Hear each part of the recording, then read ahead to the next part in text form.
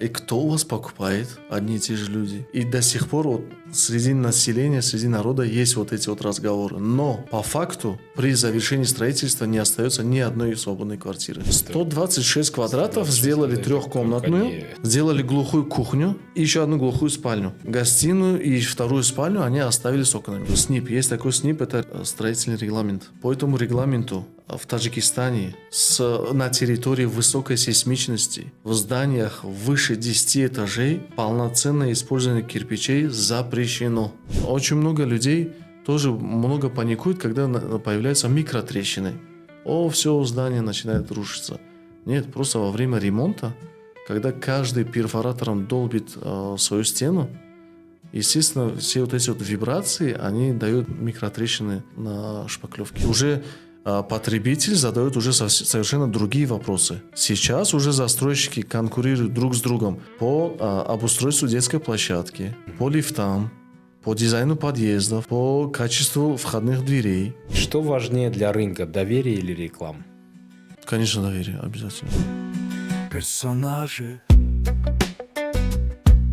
Привет, друзья! Мы на подкасте «Персонажи». Сегодня у нас в студии человек, который знает рынок недвижимости Таджикистана изнутри. Он отвечает за маркетинг в крупной строительной компании «Стройцентр», руководит главной строительной выставкой страны «Таджбилд». У нас в гостях Алиджон Кадыров.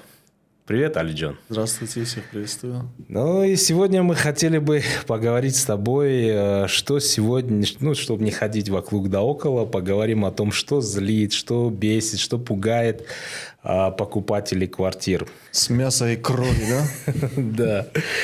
Почему у нас в стране квадратный метр в Душанбе стоит как в Дубае? Не то, чтобы как в Дубае, конечно. Ценообразование, ведь оно в целом образуется исходя из себестоимости. И в целом, если вы видите в последнее время тенденцию такую наблюдаете, что цена на недвижимость поднимается.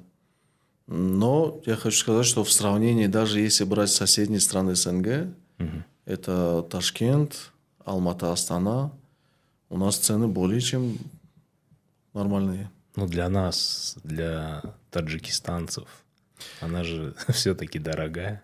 Понимаете, в основном все строительные материалы, они импортные.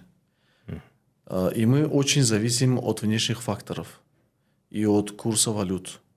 И получается, что у нас и арматура, и стекло, и двери, и опалубка, система опалубки, и все вот это все завозится в основном из России, потом далее Иран, Китай, Турция и так далее. То есть мы очень сильно зависим от внешних факторов, от внешнего рынка. Поэтому из этого строится такая дорогая цена? Не как в Дубаях, но в целом цена, она образуется вот... в Дубаях, я знаю, там еще даже котлован не вырыли, уже все продано. Там, да, своя система есть, перепродажи и так далее, да, там брокеры сидят очень сильно. А вообще покупатели кто? Вот наши. Покупатели? Это у нас из-за рубежа покупают или чтобы сдавать квартиры, или большинство, я имею в виду. В целом, сегмент целевой аудитории, он делится, да, на несколько групп. Первая группа – это, конечно же, люди с средним и выше доходом.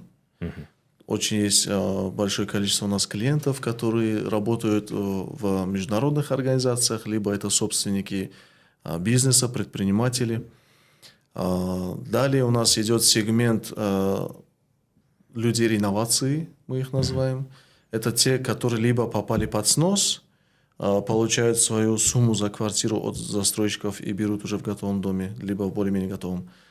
Либо сами пришли к выводу, хотят продать свою старую недвижимость, либо расшириться, либо просто переехать в другой район. Далее есть у нас сегмент, это те, которые работают за рубежом. Из России, конечно же, небольшое количество, да, там понятно, потому что те люди, которые работают в России, они в целом сами родом из деревень, сел, да, они в основном живут там и инвестируют свой капитал туда же. Они там себя застраивают, потому что они не заинтересованы квартирами. Но есть ребята, которые работают в Европе очень много, в Америке очень много работают, которые приезжают, покупают, либо онлайн у нас есть продажи даже. То есть онлайн вы тоже продаете? Ну да, самое главное, что их беспокоит, это надежность застройщика. Это первый вопрос, который очень сильно беспокоит тех, кто за рубежом. Потому что их нет по факту физически внутри страны, и они не знают, кто строит, как строит, и какая репутация у какой компании. Вообще, как сейчас идут продажи? Продажи? Да, то есть такая активность? Знаете, вот или... я в сфере продажи недвижимости с 2012 года. Как тогда говорили, и кто у вас покупает? Одни и те же люди. И до сих пор вот среди населения, среди народа есть вот эти вот разговоры. Но по факту при завершении строительства не остается ни одной свободной квартиры. В среднем объект, если строится от 2 до 3 лет, вот все квартиры уже распроданы к концу застройки. А как он строит? Вы, то есть, строите за свой счет или за счет дольщиков? Это один из самых основных критериев надежного застройщика. То есть я всегда своим клиентам объясняю, что даже если покупать не в нашей компании, не у нас, то в первую очередь нужно понять, проанализировать, за чей счет строится дом. Если он строится за счет продаж, ближайшая вот прошлая пандемия, тому очень хороший пример того, что когда у застройщика нет определенного капитала, уже заранее приготовленного, запланированного для строительства объекта, то все, стройка останавливается. Насколько она останавливается, это неизвестно. Если вы помните, цены дошли до $300 за квадрат. Почему застройщики некоторые спустили так цену? Потому что у них есть обязательства, у них есть сроки, и у них есть пени и штрафные санкции и перед клиентами, и перед государством. И просто лишь бы быстрее вовремя сдать этот объект, они начали экономить и на качестве материалов, и снижать цены, и продавать по себестоимости, лишь бы сдать и избавиться от дома. Понимаете, да? Серьезная строительная компания, которая уже на протяжении многих лет работает в данной сфере и планирует продолжать работать, в начале строительства уже есть смета, уже рассчитаны все расходы, и плюс-минус уже знают, какой капитал нужен для того, чтобы полностью застроить этот дом, и этот капитал, он уже выделенный. А что сейчас с ипотечными кредитами?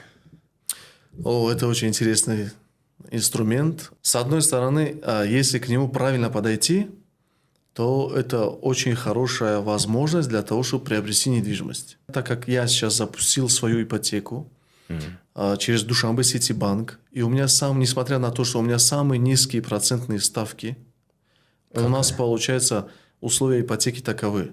Сроки ипотеки у нас до 8 лет. Первоначальный взнос 30% от общей стоимости недвижимости. Процентная ставка в долларах можно взять по 8% годовых. В Сомони по 16% годовых. То есть это очень хорошие условия. Даже если брать в пример сегодняшнюю ситуацию ипотечного кредитования в Российской Федерации. Там тоже сейчас идет по 16% в национальной валюте. Немножечко мышление нашего населения другое. Кто-то думает, что нельзя брать кредит и связываться с процентами. Это грех. Окей? Как и я, да? Да. Я тоже есть другой сегмент людей, которые не до конца понимают, и есть какие-то определенные страхи перед банком. Перед тем, что ты себя обязываешь платить каждый месяц кому-то. Но если человек финансово очень грамотный, если у человека есть хорошая сила воли, и он может правильно распределять свои расходы, и его сила воли помогает тому, чтобы он не делал на протяжении какого-то времени спонтанные покупки, какие-то спонтанные расходы, то это более чем реально, и можно приобрести недвижимость все равно, что равноценно, как платить за аренду. Алиджон, давай поговорим про качество, планировку и материалы. Почему в некоторых квартирах нет окон? Это ошибка проектировщика или такой тренд? Насчет планировок на сегодняшний день это большая боль и застройщиков, и покупателей. получается, что в целом как делается проект объекта, да? Сначала геологи приходят, проводят анализ грунта. Исходя из результатов анализа грунта, проектировщики, конструкторы разрабатывают фундамент и несущую конструкцию здания. После того, как уже несущая конструкция готова, далее, исходя из этих колонн и несущих стен, проектировщик уже ставит межкомнатные, межквартирные стены, то есть делает планировку. Из-за того, что очень много неправильных форм зданий, то есть делают прямоугольные длинные здания, да? В основном же у нас прямоугольные в длину здания строят. Очень, если сделать правильную планировку, то застройщик теряет очень много квадратуры в подъездах. Для того, чтобы этого не было, даже так. Да, для того, чтобы этого не было, и это, конечно же, касается застройщиков, новичков, которые не очень хорошо понимают конструкцию зданий, да, потому что с конструктором тоже нужно работать, с ним тоже нужно что-то, какие-то изменения внедрять в пользу планировок. Мы всегда свои планировки меняем 3-4 раза перед тем, как выставить на продажу. И получается, что, грубо говоря, жадные застройщики, чтобы не терять площадь, они могут взять еще 10 квадратов от подъезда, просто присобачить к квартире и продавать ее. Вот веришь, нет, я видел квартиру, по сути, однокомнатную, 126 квадратных метров. Почему однокомнатная? Потому что там 2 окна всего лишь. Одно окно это обязательно нужно предоставить кухонной зоне. Второе окно общая комната. 100 квадратов. 126 квадратов сделали трехкомнатную. Они сделали трехкомнатную, сделали глухую кухню и еще одну глухую спальню. Гостиную и вторую спальню они оставили с окнами. Вы понимаете? И даже если вы попадаете в такую ситуацию, и вы вынуждены сделать планировку, допустим, с глухими комнатами, никогда в жизни нельзя кухню оставлять без окна. Ну да, это само собой. Вот можно гостиную без окна оставить. А спальня, вот кухня должны быть с окнами. Я слышал такое, что вот когда застройщик, ну там, то есть нашел место, да, там строительство, что проекты покупаются из-за рубежа. Это правда? Нет. Или это наши местные проектировщики? У нас насчет проектировщиков, конструкторов, у нас очень хорошие специалисты, передовые специалисты, очень-очень грамотные, и они могут переплюнуть зарубежных. Насчет этого проблем нет. Все проектные бюро, которые разрабатывают проекты зданий, это все местные ребята. Окей, с окнами разобрались. Что по балконам? Есть лоджии, это закрытые балконы, есть открытые балконы. Ну вот открытые балконы. Открытые балконы, они никуда не исчезли. Просто одно время, когда хукумат города Душанбе очень серьезно занялись вопросом благоустройства улиц. Если вы помните, одно время, когда только начали застраивать все вот эти вот детские площадки в каждом районе Душанбе, начали убирать все ограждения с огородов, которые были просто незаконно поставлены, да? Начали убирать все гаражи. И вот в это время начали заниматься фасадами зданий. Убрали все кондиционеры, которые портили архитектуру города. И пришли к такому выводу, что очень много людей используют балкон как сушильную зону. То есть они там развешивают белье. А мы живем в столице. Чего делать нельзя. Понимаете, это эстетика. А где сушить? Сушить есть очень много вариантов. Компания-застройщик может отдельно выделить какую-то зону в подъездной зоне с окном, чтобы туда попадало солнце, чтобы это была солнечная часть. Можно покупать сушильные машины. Можно дома поставить какие-то сейчас решения. Китайцы очень хорошие решения предоставляют. Именно делаешь небольшую комнатку, как прачечную, развешиваешь белье, и там есть уже система вентиляции, она быстро-быстро все высушивает. Но сейчас постепенно это обратно внедряется, обратно возвращается. Если мы сейчас увидим, допустим, жилой комплекс Мерос, да, допустим, или вот сейчас Симфония недавно открылась, там тоже очень много открытых балконов. Но теперь с этого момента за жителями будут, за собственниками будут очень серьезно следить. Если кто-то будет опять свои ковры там развешивать и взбивать на балконе на высоких этажах, конечно же, будут таких людей штрафовать. Кирпич или газоблок?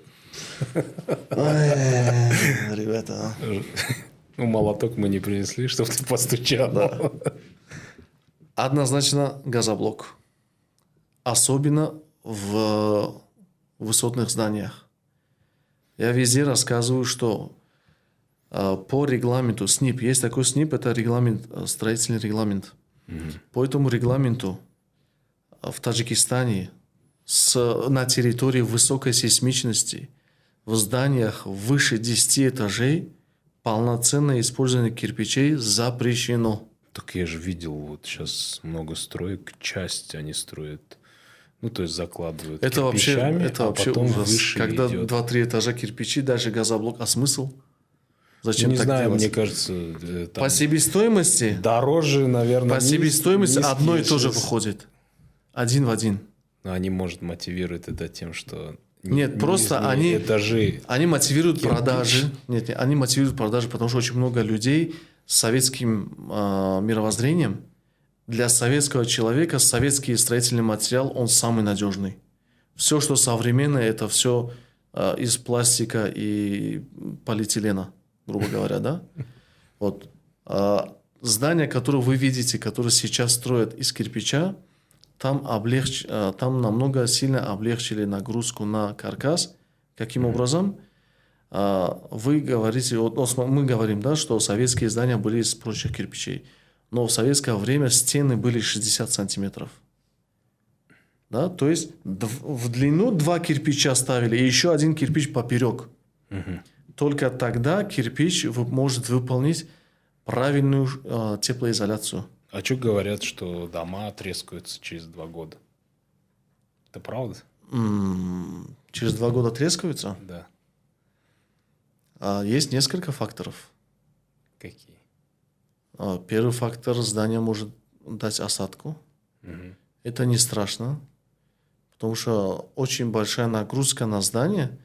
Главное, чтобы здание дало осадку равномерно, чтобы оно в сторону не уходило. Второй момент при землетрясении, понимаете, вот в целом мы строим железобетонные монолитные каркасные здания. Это о чем говорит? Скелет у нас из железобетонных конструкций сделанный. Скелет здания. Кирпичи, газоблоки – это все дополнительное заполнение стен.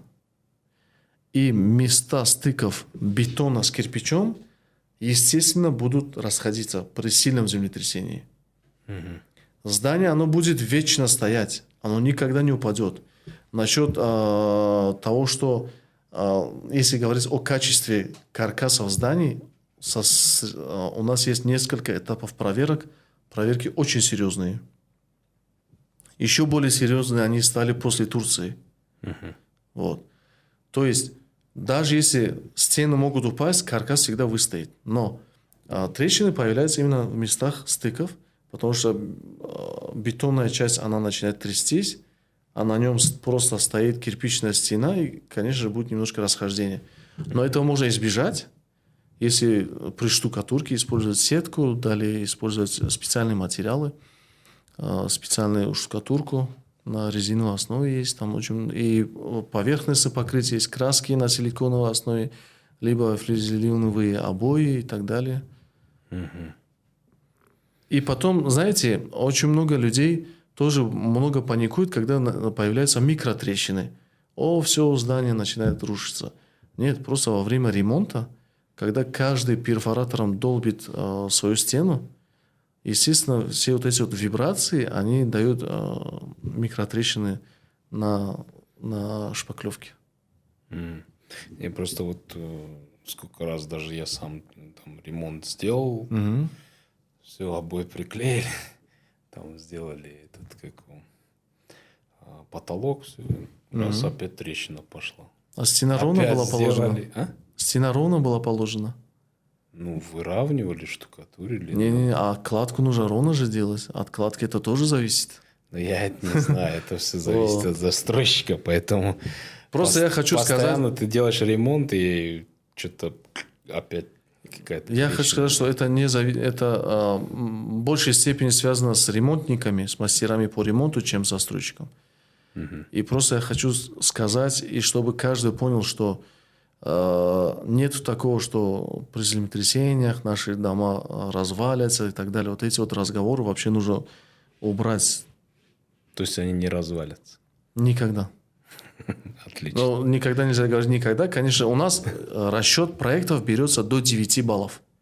По регламенту каждый проектировщик, он рассчитывает всю бетонную конструкцию с учетом 9-бального землетрясения. Конечно, мы понимаем, что если будет 9 баллов, земля она разойдется.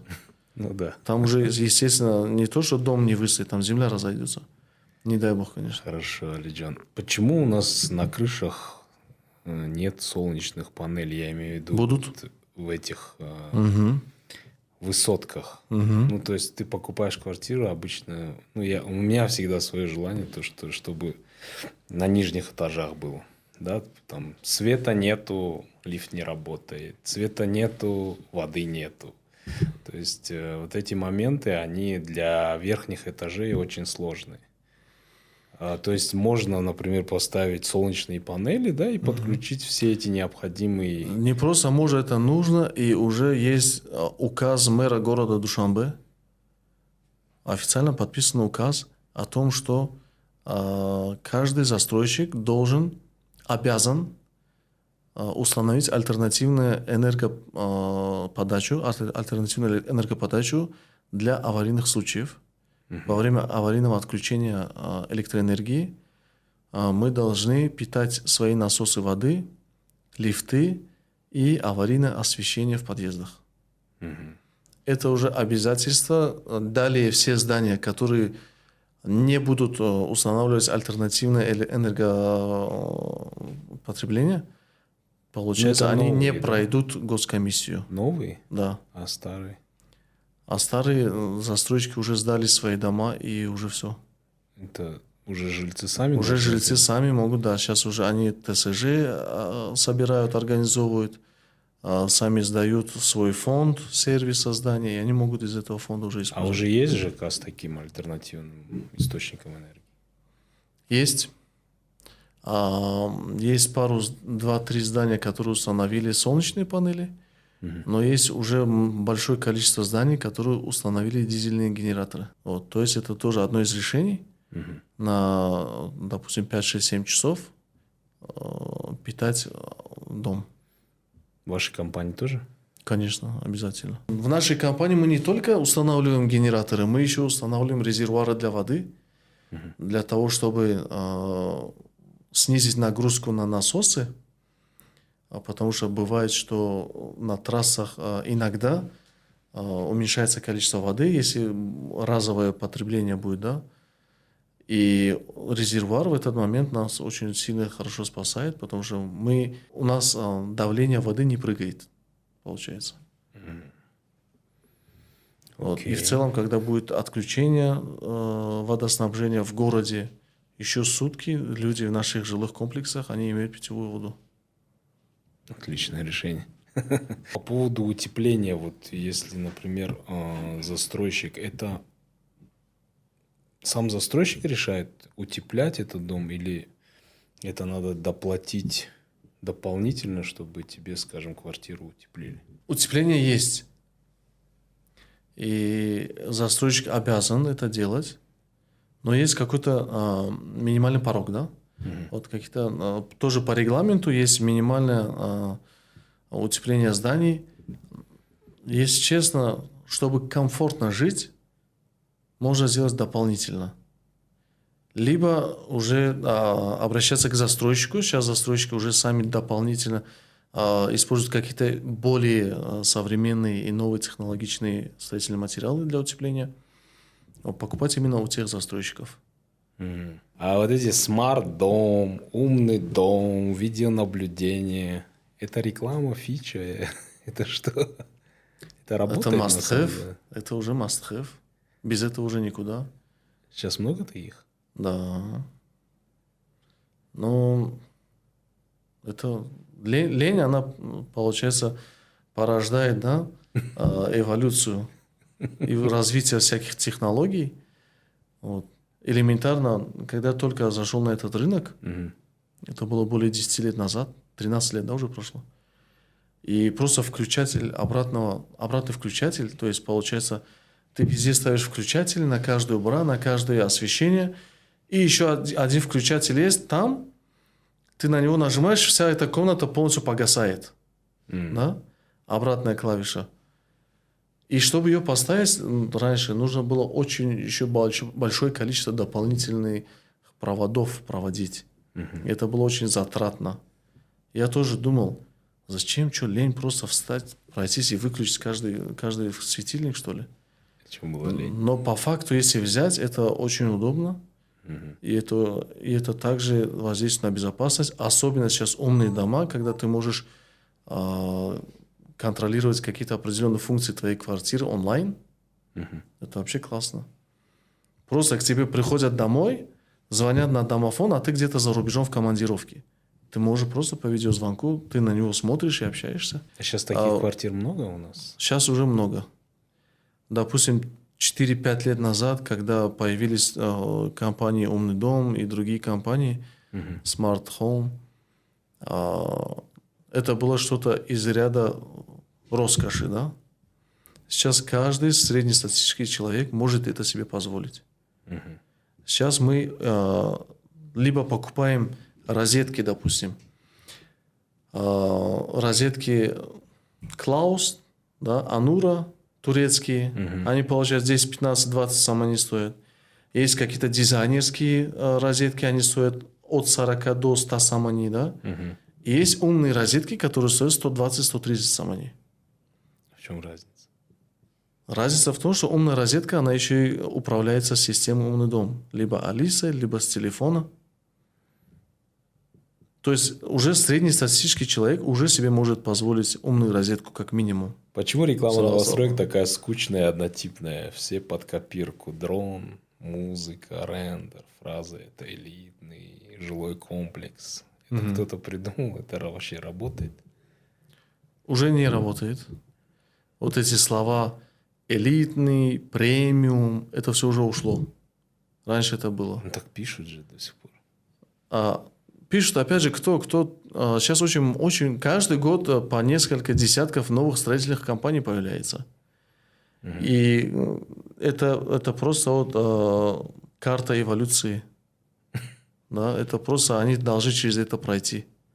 Потом уже они откажутся.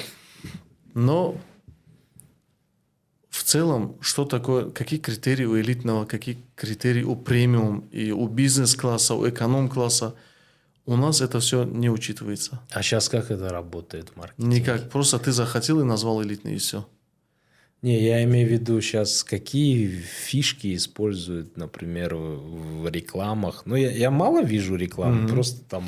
Знаешь, почему реклама рендер мало? дома, Да, потому что... столько-то квадратов, приходи, купи, и все. То есть, ну, либо там девушка стоит с ключом, все. Просто для нашего населения покупка недвижимости – это одно из самых-самых важнейших, может быть, для кого-то самое важное решение, которое он принимает в своей жизни. Некоторые люди всю жизнь работают, копят деньги и приходят купить недвижимость. И к такому человеку с помощью рекламы подходить с юмором, с приколами, я не говорю либо с с какими-то юмором. другими видеороликами сложно. Но если есть другие, например, люди, например, можно же использовать какие-то другие фишки в рекламе. Я почему говорю, может это... То есть Все серьезно, заказчиком выступает застройщик по-любому. Это есть, да, Если конечно. застройщик не понимает рекламу, то есть у него в целом есть, у нас очень сложно с собственниками строительных компаний работать, очень сложно. Реклама – это одно. Мы сейчас говорим про рекламу, да, про креатив. Почему он такой скучный? Да, почему он такой скучный? Потому что очень боятся, в него не вкладываются, чтобы его как-то неправильно поняли. Каждый застройщик хочет из себя выстроить такого важного бренда, такого человека, который очень сильно важный, богатый и очень серьезно относится к своему делу. Ему не до шуток и нет времени, да, вот, до всего этого. А то, что вы говорите о том, что если говорить не о рекламе, а об инструментах маркетинга, почему используют только SMM, я вот это не понимаю. А если говорить об инструментах маркетинга, почему застройщики используют только на сегодняшний день SMM, это, конечно же, очень большой вопрос. Это уже идет, как вы говорили, исходит из головы, из мышления именно руководителя, директора строительной компании.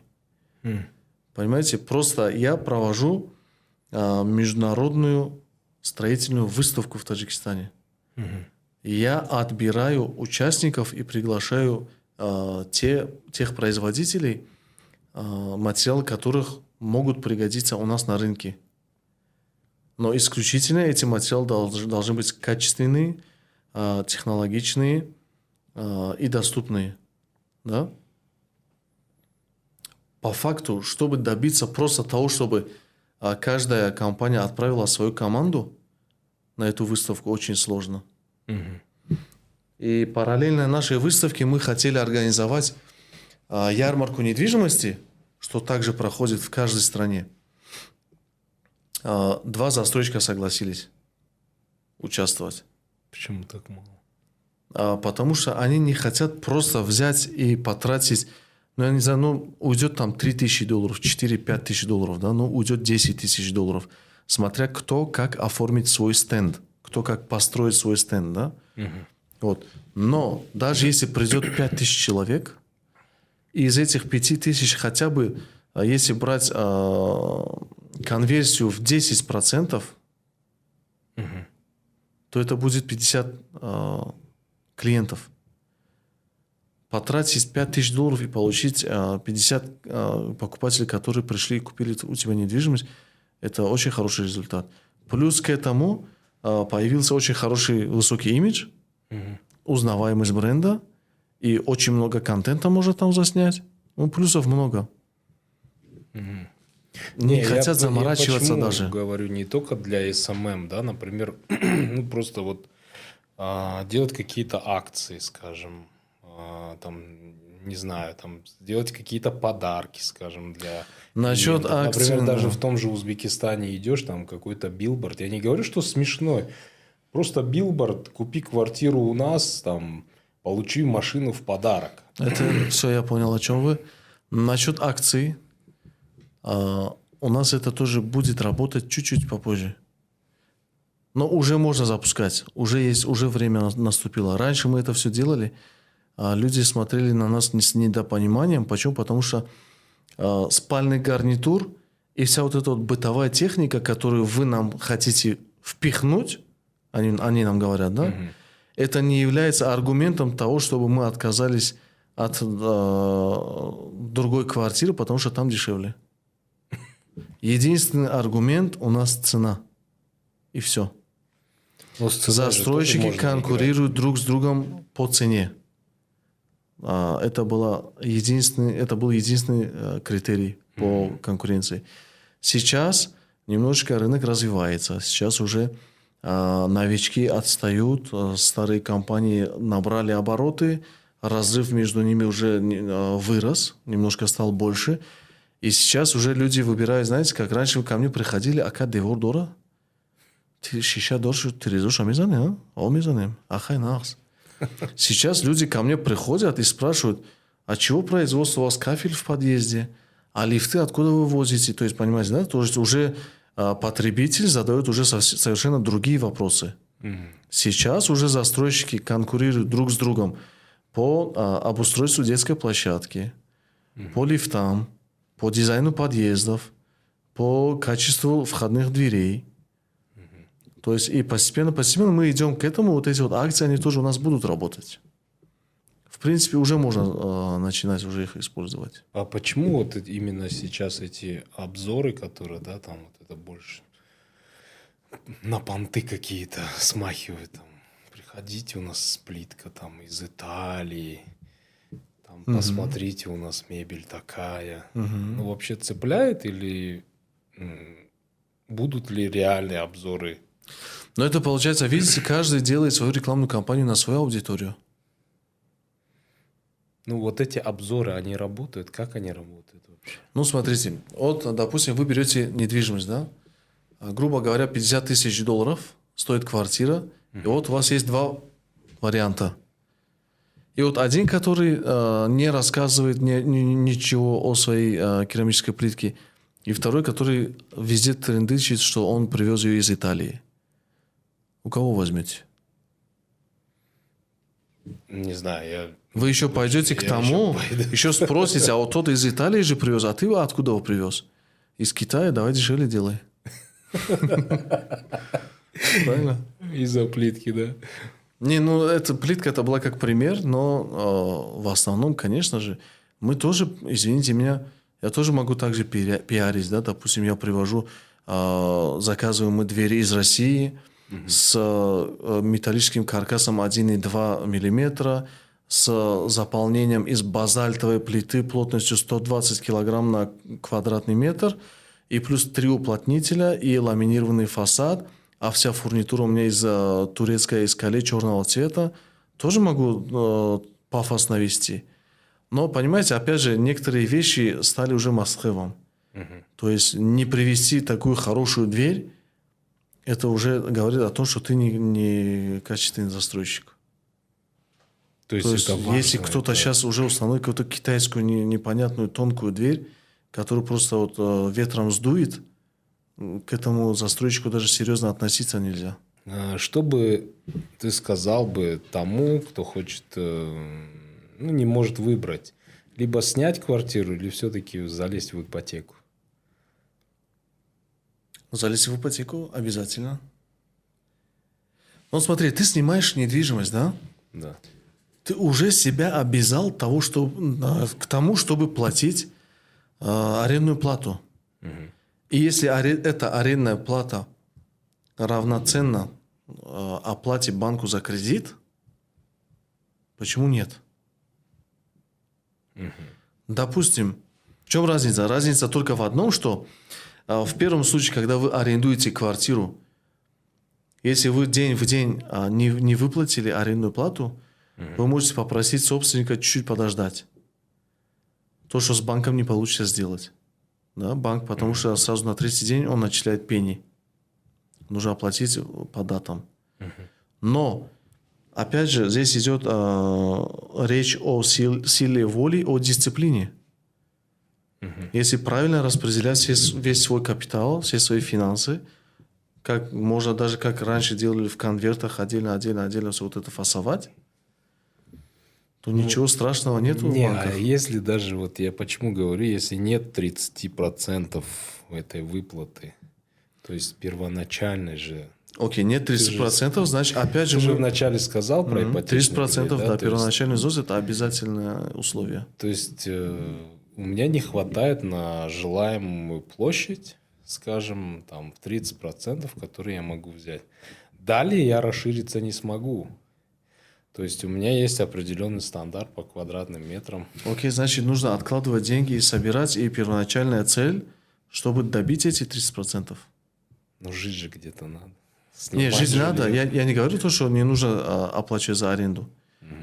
Еще по копейке нужно в отдельный конверт откладывать и собирать на первоначальный взнос. Это обязательно. И потом, сейчас кто работает на одной работе, правильно? Сейчас те, кто работают на одной работе, они... без первоначального взноса нельзя? Нет, это условия, которые исходят из Национального банка Таджикистана. То есть, эти 30% по-любому это обязательно, да. Выплатить. И, конечно же, обязательное условие, чтобы человек, который берет кредит, ипотеку, он должен где-то работать, и он должен защитить свои доходы, он должен показать свои доходы. Примерно сколько это должно составлять? Смотрите, у нас то, что мы выдаем ипотеку, мы рассматриваем доход не одного человека, мы рассматриваем семейный доход. Всей семьи? Да. То есть папа, мама, сын, невестка, да, там, или дочь, жених. То есть все могут собрать свои документы, справки о заработной плате, предоставить. И все, банк понимает, что здесь у него уже риск опять снижается. Потому что здесь А если он не местный человек? Ну, то есть муж, жена здесь находится, муж на заработках в другой стране. Нет, к сожалению, очень много таких клиентов у нас, которым мы отказываем. Очень много людей, которые могут оплачивать каждый месяц по $800, $900, по $1000 без проблем могут оплачивать, и они хотят брать ипотеку. Но зарубежные справки, которые они нам отправляют, они здесь не котируются. Окей, с вашей ипотекой мы разобрались. Вот сейчас многие застройщики сами дают в рассрочку. Как бы это уже... Как это сейчас работает? Рассрочка выдается только до конца строительства. Вот как мы выдали ключ и дали разрешение на ремонт квартиры, в этот момент уже квартира должна быть вся погашена. А примерно какой срок? Если вы берете с котлована, это будет примерно от 2 до 3 лет примерно. То, опять же, какой застройщик, если опять же, он строит за счет продаж, он, конечно, может тянуть и 5, 6, 7 лет. Но если я, например, минимум 2 года. Без банка хочу, это дороже выходит? То есть с банком же дороже вроде.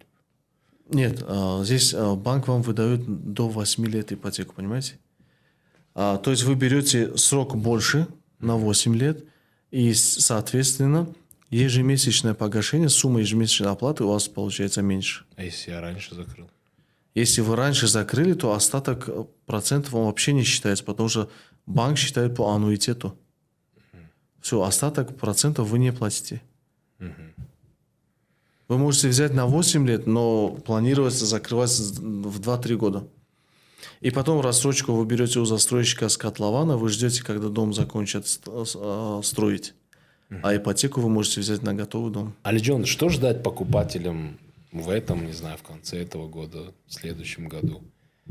Будет ли что-то нормальные дома, нормальная квадратура, нормальная цена? Нормальные дома, нормальные квадратуры, нормальные цены есть. В будущем будут еще больше. То есть выбор будет больше. И в целом недвижимость, она разделится. Появится уже эконом-сегмент, уже будет разделение эконом-сегмента и более высокого сегмента. Насчет цены, опять же, понимаете, мы очень зависимы от внешнего рынка. Но цена по-любому будет расти. Она будет расти, она будет продолжать расти. Темпы роста будут, конечно, меняться. Где-то она резко взлетит цена, где-то она будет помедленнее подниматься. Но цена по-любому будет расти. Элементарно. И сейчас вот сегодня мы обсуждали пример с другом. Он сделал себе хороший, качественный, шикарный ремонт. И у него мастера работали по $30 за квадрат. Сейчас он вызвал на следующую квартиру этих же мастеров спустя 5 лет. Эти мастера берут по $100 за квадрат. То есть резко выросла цена, да? За 5 лет из $30 в $100 взлетела их цена. Ну да, за 5 лет. Сейчас то есть, понимаете, да? По-любому жизнь дорожает, продукты дорожают, строительные материалы дорожают. В целом все дорожает. И нужно вот нам тоже... Перейдем к блицу. Что лично для тебя значит качественное жилье? Не как для маркетолога, а как для простого человека. Базовое, чтобы коммуникации были качественные, лифты, водоснабжение, электроснабжение. Это вот основа. Окей, что важнее для рынка, доверие или реклама? Конечно, доверие, обязательно. Что в итоге побеждает? Добро. Застройщик побеждает. Какой самый болезненный вопрос, который тебе задавали про стройку? Самый болезненный? Да.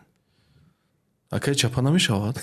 Какой проект от застройщика в Таджикистане тебе больше всего нравится? Который уже готовый? Чужой, не ваш. Не наш. Который уже готовый. Шоу-Палаз на Дом печати по улице Бухору. Мирос. Тоже Сафарбек делал архитектуру. Очень красивый дом. Когда ты последний раз был недоволен своей работой и почему? Недоволен Да. своей работой? Да. Иногда бывает. Где-то отстаешь, где-то что-то забываешь. Но опять же, это не недовольство, а какая-то горечь, и тогда ты начинаешь уже догонять, свои планы реализовывать. Если бы ты мог изменить какую-то одну вещь в отрасли, что это было бы? Вещь в отрасли. Да. Понимание, Например, правильное понимание законы, руководителя менталитет, о технологии, маркетинге. подход. Правильное понимание маркетинга со стороны руководителя компании. Что лично тебя раздражает в нашей современной архитектуре? Недостаточное количество окон. Это ужас. Это неприемлемо. Окей, главный вопрос, с каким персонажем ты себя ассоциируешь? Да, многие уже видели, да, мое видео? Дон Корлеоне. Дон Корлеоне. Да, по настроению, по-разному. Ты Пока хочешь- что Дон Корлеоне. Хорошо. Спасибо, Алиджон, что пришел.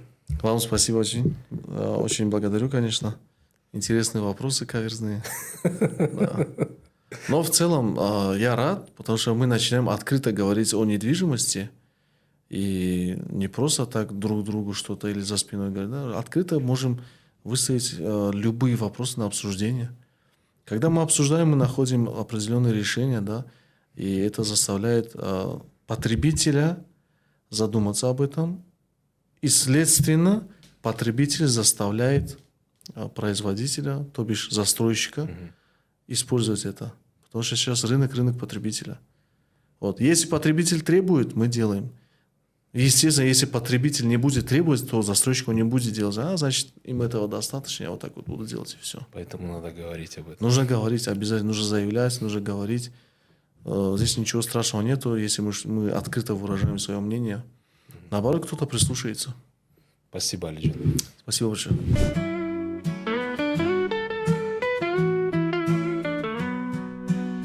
Персонажи.